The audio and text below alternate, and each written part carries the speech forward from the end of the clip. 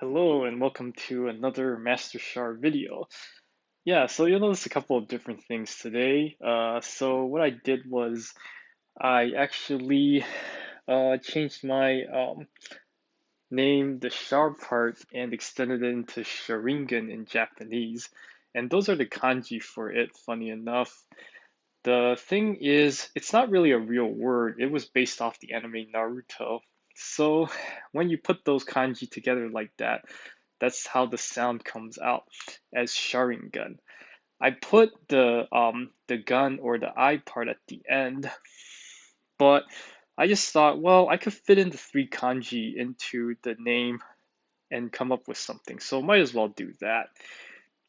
And I think it just looks cooler. And most people still refer to me as Master Shar anyways, so it kind of works out that way. It'd just be a surprise for people to read it differently.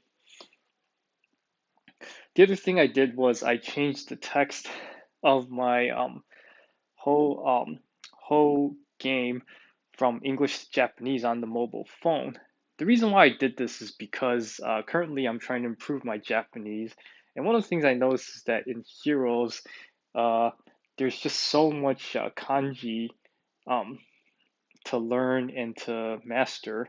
And I just thought to myself, well, if I looked at this along with a kanji, onyomi, and kunyomi guide for the two different readings of kanji, depending on the context in which the characters are being used, maybe I could improve my Japanese a lot faster. So I'm going to give this a try. My iPad version is still in English, so some of my future videos might have a lot more Japanese text than people would expect. But I can play the game regardless of it being in Japanese or in English. But what I wanted to say today is holy cow, another change for ether raids. So apparently, after version 5.1, which is going to be on January 5th next week, we get tier 38. Yes, you heard it right. Tier 38. Now, most of you are wondering, well, how the hell do I get to tier 38? The way to get there is you first have to end up in tier 27 to 28 in this current week of Ether raids, meaning after Monday, which is Astra season once again, have to finish between 27 to 28, which is roughly about 10,000 players last time I checked. It might be more now that there's renewed interest in this announcement and update. But then basically what happens is that the following season, everybody who made to tier 27, 28 the season before will start in tier 31, which is called Vault of the Heavens. Or in Japanese, it means the heavens, uh, the heavens battle or something to that nature, which is basically like the sky world, or I think it's Tensekai, um, Tenkai, yes, Tenkai, which is the battle of the heavens, basically. Loosely translated, I don't think Vault of the Heavens does it justice. I think it means Battle of the Heavens if you really want to literally translate it. Um, I think I think with the way that it works is that uh between tier 21 to 26 in future, you go back down to tier 21, um, regardless of which week you're in. Uh, However, once you get to the Battle of the Heavens or Vault of the Heavens in English, then you will go to will try to compete for tiers 31 through 38. And the cutoff, I think, for tier 38 is going to be more brutal than tier 27 used to be because it's only the top of the top scoring and highly skilled players who are going to survive. So basically, if you end in tier 38 on a Battle of the Heavens um, week, then you go back down to 31 and you climb back up from 31 to 38. However, if you don't end up at 38 on your week of the heavens or Battle of the Heavens week, meaning if you're 37 or just 29, um, you demote all the way down to 23. And so I think like the 27, 28 people will keep promoting up to 31, but then the people who end up in the 29 to 37 kind of zone, it's kind of like tier 20 and a half to 21. Like you always just end up there. You climb up and then you move down sort of thing. But I think what this does is it forces a lot of players to up their game. It increases the competition big time among the top 10 to 15,000 players who play the game um, to its uh, to its strategic uh, to its strategic depth, um, and it really just makes the mode really segregate the casual to ultra competitive folks. And I'm sure like the rewards will reflect it too. You compete a lot, and you also might get more rewards as well. Overall, I think this change is like long overdue. I think Tier 28 was kind of setting us up for this eventuality in a weird sense. I think this was all planned. They just wanted to give us a few easy weeks, so then they want to make us struggle again in Ether raids for Tier 38.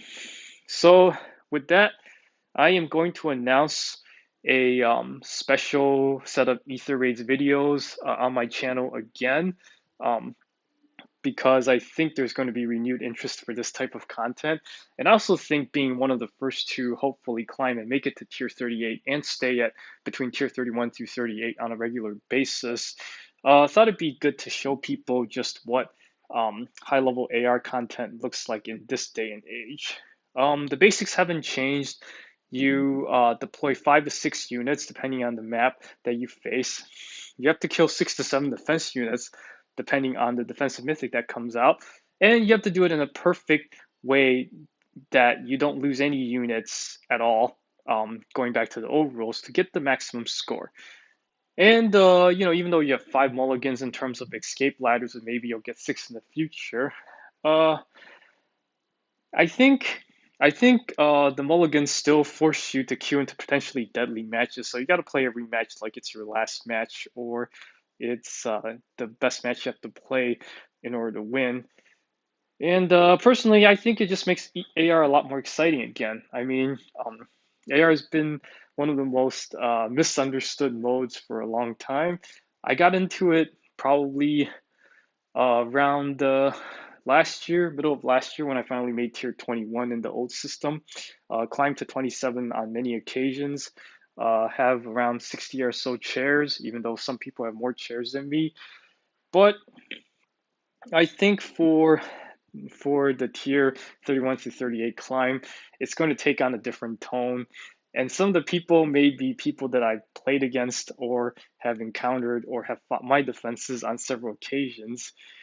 They are going to be best of the best, so I'm not going to be surprised there are weeks that I lose over 100 points or more on defense, and lose out on the max defense flowers because everybody's just going to bring their A game and they're going to bring their toughest teams to bear.